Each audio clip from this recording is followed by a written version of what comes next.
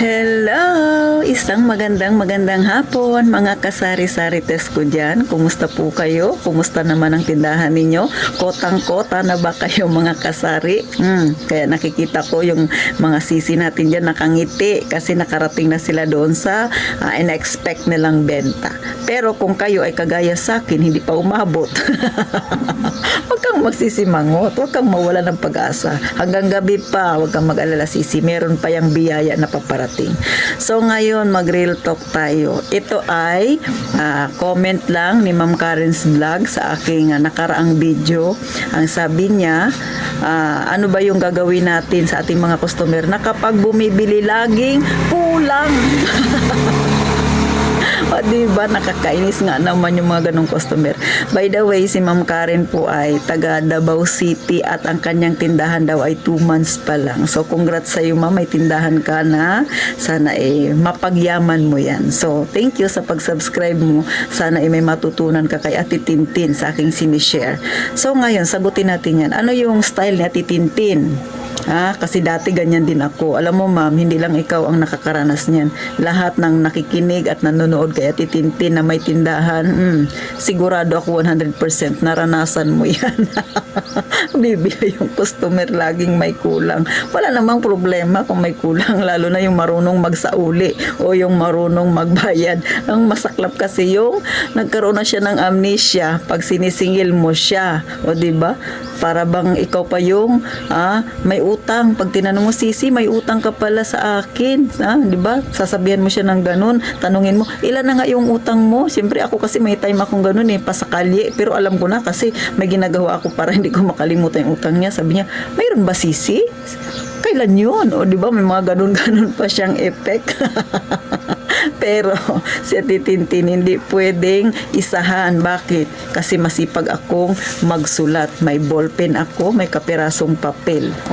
Kaya yan ang wag ninyong aalisin sa tindahan ninyo. Bakit? Kasi may mga customer tayo minsan na namimihasa sila ganun. Yung tipong bibili sa'yo, alam naman nila yung pera nila 50 pesos lang. Tapos panay ang turo-turo. Tapos ipapatotal sa'yo. Tapos sobra na pala, nasa 70 pesos na. So ako, meron talaga akong ballpen at saka kapirasong papel. Tapos nilalagyan ko ng date at saka kung anong oras, ano yung binili niya, ilan lang yung pera niya at kung ano yung kung magkano yung kulang niya. O bakit ko ba ginawa ito? Kasi hindi siya makakapag-deny, o di ba? Kasi sa totoo lang kung sabihin mo lang ay babalik niya na yan, tandaan mo lang, maniwala ka sa akin, makakalimutan mo yan lalo na kung busy ka.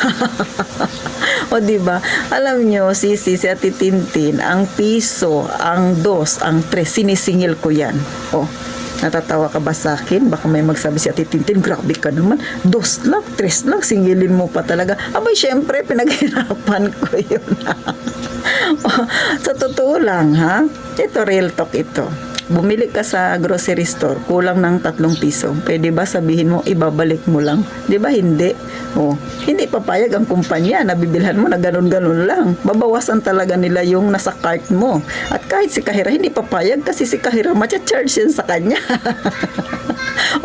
Ngayon, kaya ako, ayaw ko rin pumayag na yung 3 piso, hindi ko singilin. Bakit? Aba, kasama yan sa pamasahe ko. Ay, kung ang layo-layo pa ng tindahan mo, tapos ang bigat-bigat ng pinamili mo, tapos ibibit-bitin mo hanggang sa tindahan ninyo. O di ba, pagod na pagod ka, pawis na pawis ka, tapos hindi mo sisingilin yung kakapiranggot na yun na tinubo mo. So, kaya si Ate Tintin ganun, mga kasari kahit na maliit lang yan na halaga, tandaan mo, yung malalaking kumpanya nga, sinisingil nila sa kahera nila kapag na-charge si kahera, kahit 3 piso lang yan, 5 piso lang yan, di ba? Mas lalo tayo, kasi hindi man tayo mayaman, tayo ay nasa masa. Tayong tinatawag nila na nasa laylayan, mga mahirap. Tayo, di ba? Lumalaban tayo ng patas, kaya huwag kang papayag na yung 2-3 na yan, makakasanayan kasi nila yan ganyan, iniisip na ay hindi naman sinisingil yan, yung 2 na yan piso lang naman, malaki naman ang tinubo nila, yan ang akala niya malaki, hindi niya alam, ang dami mo pang ibabawas doon, yung pamasahe mo, yung pagod mo. Kung maliit ang tindahan mo, hindi mo lang pinapasildohan yung sarili mo, di ba? Sa dahilan lang na sa maliit na halaga na yan, gusto mo kahit papano, di ba, lumaki yung benta mo, kahit na maliit lang yung pinapatong mo, tapos customer mo hindi babalik sa'yo, ay wag ganon, sisi. Pero syempre, ikaw yun, kung sa tingin mo ay okay okay lang sa'yo, sa akin ay hindi, ha, mga kasari. Kasi minsan, hindi ko naman sinisisi yung ibang tindera, pero minsan, kaya namimihasa minsan din yung ibang customer kasi si tindera, pinapasanay niya. Ako hindi, mga kasari. Talagang sinisingil ko yan. Kahit na bata yan, pag bata yung may kulang sa akin, hindi ko pinapayagan yung bata may kulang sa akin. Maliban na maliban na kung yung bata na yun alam ko na nagsusuli talaga, kasi ako dito sa tindahan ko may customer ako na ganun bata, minsan may kulang siya sabi niya, te, babalik ko lang, pag talikod ko maya ibabalik niya yan. So may ganun akong customer, bata pa yun, marunong tumupad sa usapan, pero yung mga matatanda minsan hindi yan tumutupad. O ganun, mga kasari. Kaya yung ating maliit na tindahan, pag-ingatan natin, piso man yan, dos man yan, tandaan mo, yung 1,000 pagka walang piso, hindi yan matatawag na 1,000, di ba? 999 lang yan. Kaya wag mo akong tawanan kung singilin ko man yung piso. So yan lang naman sa akin, sisi, ha. Pagka may ganyan kang customer, wag na wag mong pasasanayin, ilista. Pagkatapos pagka nabayaran niya na, ako hinaharap ko dun, i-cross ko na ito, ha, kasi o kaya lalagyan ko na ng paid kasi nabayaran mo na. So pinapakita ko sa kanya. Bakit? Para alam niya na nakalagay doon paid na. Para alam niya na hindi ko na siya sisingilin ulit. O di ba? Kasi minsan isip na parang nakabayad naman ako, te. O di ba? May mga ganyang customer Parang nakabayad naman ako, te. Parang nakaraan binayaran ko na. O kaya ako transparent ako sa kanila. Pag sinabing kulang, nabayaran niya na. O ayan, ha, nabura ko na yung pangalan mo. So ganon, mga kasari. At saka pinakamainam talaga is kausapin sila pag sinisingil mo sila sa kulang nila. Kausapin mo sila ng malumanay. O since si Ate Tintin ay bungis-ngis, ay dinadaan ko sila sa biro. Lalo na kung kabiroan ko na yung customer. Minsan binibiro ko na, hoy, ikaw ba naman, sisi? Sa palengke, hindi ko pwedeng gawin yung pinagagawa mo sa akin. So si Ate Tintin ganon ako makipag-communicate sa aking customer, lalo na kapag siya ay ka-close ko na. Pero pagkatingin ko seryoso sa buhay, malumanay ko lang siyang kausapin. So depende yan sa kaharap kong customer, depende sa mood niya. So ako ganon din, ako pakikibagayan ko sila kung ano yung mood nila. Hindi kasi ako pwede magsalita ng parang pasigaw o kaya yung masakit sa pandinig nila, kasi pag ginanyan mo yung customer, maglipat na yan sa kabila, sisi. Maubusan ka ng customer.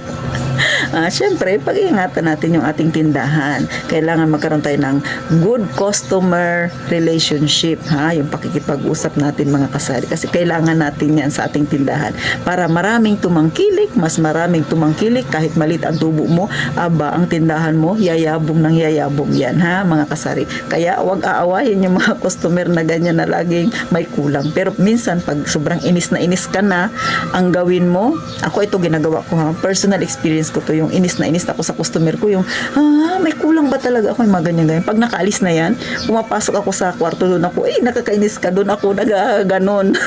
Hindi ko pinapakita sa kanya. Pumapasok ako dito sa kwarto ko, doon ako na parang sarap mo talagang tiris-tirisin. So ganon ang ginagawa niya, Tintin. Yung inis ko, pinapasok ko doon sa loob, ayaw ko makita niya ako na parang nagmamaktul ako sa harapan niya, kasi para hindi siya ma-offend. Pero ang totoo, inis na ako sa kanya. So ganon ang style ni Ate Tintin. Sa totoo lang, natutunan ko yung style na yan nung nasa mall ako, nung nag-i-stand up yung mga sales lady doon, tsaka sales associate, tsaka yung kanilang supervisor. So pag may inis ka sa isang customer mo, huwag mo ipakita sa kanila, antayin mo muna siyang makaalis bago ka magtatalak-talak doon sa sarili mo, kausapin mo yung sarili mo. So ganon lang, mga kasari, kasi ito real talk talaga ito. Iniwasan ko rin na magkaroon ako ng kasamaan ng loob, kasi nga customer is customer, pero hindi ko sinasabi na ang customer ay always right. Mali yun, walang ganon. Pero syempre magiging maayos naman yung pakikisama natin sa customer sa pamamagitan ng pakikipag-usap din ng maayos, mga kasari. Pero ito naman ay sa akin lang, sinishare ko lang sa inyo kung ano yung damdamin ko sa mga ganitong customer. Nasa sa inyo kung paano ninyo pakikiharapan ng inyong customer. Kaya nga, mga kasari, kahit na ang tindahan ko ay napakaliit lang talaga. Maliit lang ang tindahan ko mga kasari. Puno lang talaga siya. Pero kahit na marami kaming tindahan dito, sa unahan marami, ay nananatiling matatag ang tindahan ko kasi wala naman akong naging masamang tinapay sa aking mga customer. Sa totoo lang, may nangutang nga sa akin, hindi na nagbayad. Sa bagay, maliit lang naman. Hinayaan ko na. Ngayon, nakaalis na siya. Hindi na siya dito nagboborday, hinayaan ko na. So, ganun lang ang atitintin ninyo. Kaya, nadala na ako sa mga ganun na ibabalik ko lang o kaya yung bibili.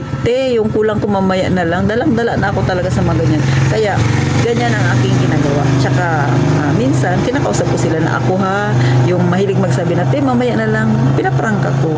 O hindi ako nagpapautang talaga. Kasi yung tindahan ko, ang puhunan nito ay utang din. Pero hindi naman totoo na utang ang aking natapos ko na ito, mga kasari. Sinasabi ko lang yan sa kanila para magabagi ng kanilang kalooban. Basta lang yan natitintin Pero syempre, para lang hindi ako magkaroon ng kasamaan ng loob ganyan. So paano mga kasari? Sana may natutunan ka kay Atitintin.